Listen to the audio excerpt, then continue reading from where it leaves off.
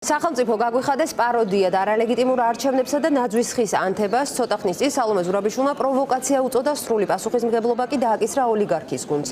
ხვალ არალეგიტიმური პარლამენტი ეგრეთ წოდებულ პრეზიდენტს აირჩევს. არადა ამ დრომდე სალომე ზურაბიშვილი ერთადერთი ლეგიტიმური არჩეული პირია, რომელსაც ნდობას დასავლეთი და ქვეყნის შიგნით პოლიტიკური წრეები თუ სამოქალაქო საზოგადოება უცხადებს. პრეზიდენტის ეგრეთ წოდებულ არჩევნებში ცხადია ოპოზიცია არ მონაწილეობს. უნდა ითქვას, რომ ოლიგარქის რეჟიმს ლეგიტიმაციის უკვე გამოხატული სერიოზული კომპლექსი აქვს, ამიტომ ისეთ ხრიკებს მიმართავენ, რომელიც კრიტიკას ვერ უძლებს. სალომე ლაბაძე მოგუყვება, რა გზებს იყენებს არაღიარებული ხელისუფლება და როგორია მისი გეგმები.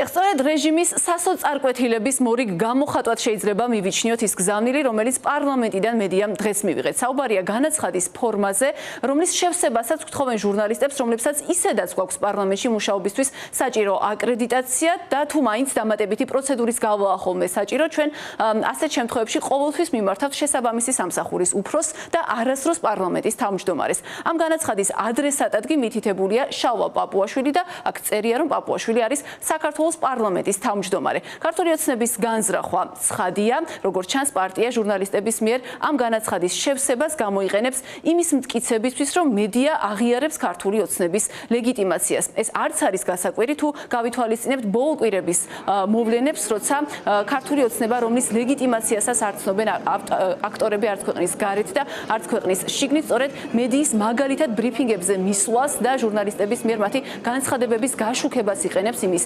დასტურად, რომ მათი ლეგიტიმაცია არის დამტკიცებული, როგორც ჩანს ქართული ოცნება ასე შეაფასებს ჟურნალისტების ხვალ პარლამენტში გამოჩენასაც, თუმცა ჩვენ გამარტავთ, რომ ბუნებრივია პარლამენტს ჩვენ ვსტუმრობთ როგორც ინსტიტუციას და ეს არაფრით უკავშირდება ქართული ოცნების ლეგიტიმაციის საკითხს. ხვალ კი მოვლენა, რომელიც უნდა გავაშუქოთ, არის მართლაც უპრეცედენტო, საუბარია პროცესზე, რომელიც საქართველოს მოქმედმა პრეზიდენტმა სალომე ზურაბიშვილმა პაროდიად შეაფასა. ეს არის პროცესი, რომლის ფარგლებშიც ქართული ოცნება შეეცდება სწორედ სალომე ზურაბიშვილის ნაცვლად პრეზიდენტის პოსტზე მიხეილ ყაველაშვილი დაამტკიცოს.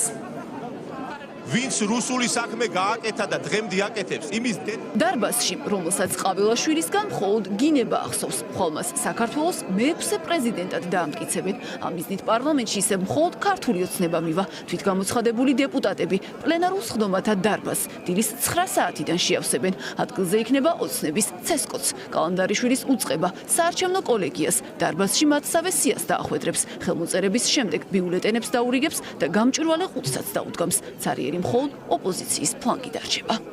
არალეგიტიმური პარლამენტი ირჩევს არალეგიტიმურ პრეზიდენტს და უნდა გვესმოდეს, რომ ეს არის რუსების პუტინის დავალება და დაცინვა საქართველოს სახელმწიფოს. თქვენ წარმოიდგინეთ, რამხელა დამცირება, როცა მიხეილ ყაველაშვილს არის ზვიად გამსახურდიას ქვეყანაში, რომ მიხეილ ყაველაშვილი იქნება მთავარსარდალი. ეს არის უდიდესი ტრაგედია, უდიდესი შეურაცხყოფა ერის და ამიტომ ჩქარობს ივანიშვილიც და პუტინიც, რომ ეს შეურაცხყოფა რაც შეიძლება სწრაფად გააფორმონ, აი წელსვე გააფორმონ. არჩევნები არის არალეგიტიმური, იმიტომ რომ კოლეგიის დიდი ნაწილი საპარლამენტო შემადგენლობა და საპარლამენტო არჩევნები გაყალბებული იყო და არაკონსტიტუციურად შეიკრიბა. შესაბამისად, ყაველაშვილის არჩევა ვერ იქნება კონსტიტუციური, ერთის მხრივ და მეორეს მხრივ მორალურ თვალსაზრისით ყაველაშვილის არჩევა არის ქართული საზოგადოების ერთ-ერთი ყველაზე დიდი სირცხვილი, გაუნათლებელი, მოძალადე და უწიგნური უდიპლომო პრეზიდენტი არ უნდა ეკავებდეს ზვიად გამსახურდიას პოსტს.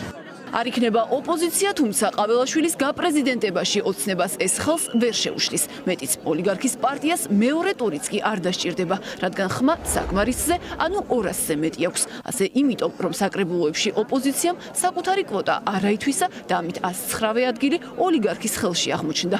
ოცნების გეგმას ოპოზიცია ხელს ვერც პროცესში ჩართვით შეუშლიდა, თუმცა პოლიტიკური ჯგუფებისთვის ეს საინტერესო არც არის. 4-ვე ოპოზიციური ცენტრი პრეზიდენტის არჩევის პროცესს ბოიკოტს მისი არალეგიტიმურობის გამოუცხადებს. ჩვენ ვიყავით პირველები, ვინც თქვით, რომ არალეგიტიმური პარლამენტის მიერ ნებისმიერი ეგრეთ წოდებული არჩევნები ივანიშვილის პირების არის უკანონო და ამაში რომ მონაწილეობას არ ვიღებთ ეს ცხადია. ისიც აკეთებს ივანიშვილი, უკვე შანსის ფიქრობს, რომ ტაქტიკური უპირატესობები მოიპოვოს შემდგომ სავაჭროდ, მაგრამ ეს რომ მას არ დაეხმარება და არ უშველეს, ეს კიდევ ერთხელ ცხადია იმ მშვიდობიანი წინააღმდეგობის ფონზე მოქალაქეების, ისე როგორც დასავლეთის ხარდაჭერის, რომელსაც აუცილებლად ექნება ჯამში შედეგი. ახალი პრეზიდენტის დამტკიცებისთვის საარჩევნო კოლეგიას ხვალ 5 საათი ექნება. თუ პროცესს ხელს ვერაფერი შეუშლის და ცესკო მიხეილ ყაველაშვილს სახელს არჩეულად გამოაცხადებს, 29 დეკემბერს მისი ინაუგურაცია გაიმართება. სწორედ 29 დეკემბრამდე აქვს ვადა საულმე ზურაბიშვილსაც, თუმცა იმის გამო, რომ არჩევნებს გაყალბებულად და შესაბამისად პარლამენტს არალეგიტიმურად მიიჩნევს, ზურაბიშვილი ამ პარლამენტის მითითებით მოქმედებას არაპირებს. ძალიან საინტერესო იქნება მის მიერ სკამის ჩაბღაუჭების მომენტი.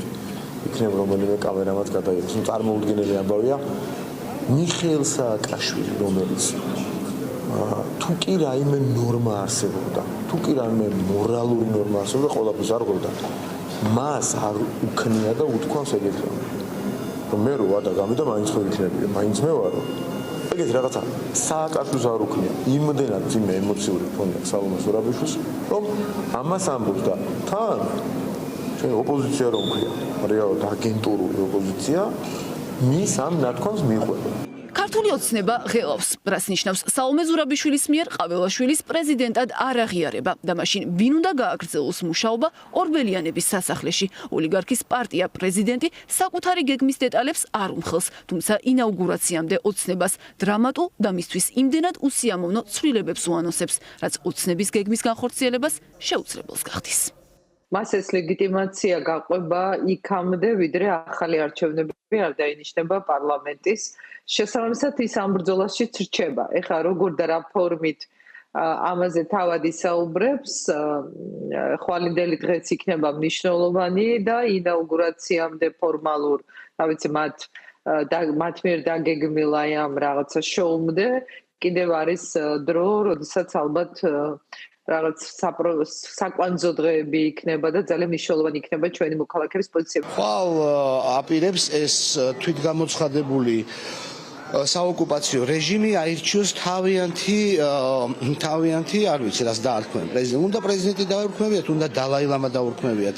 ამას მნიშვნელობა არ აქვს, იმიტომ რომ არავითარი ლეგიტიმაცია არ გააჩნია არალეგიტიმური ორგანოს მიერ არჩეულ ნებისმიერ თანამდებობის პირს.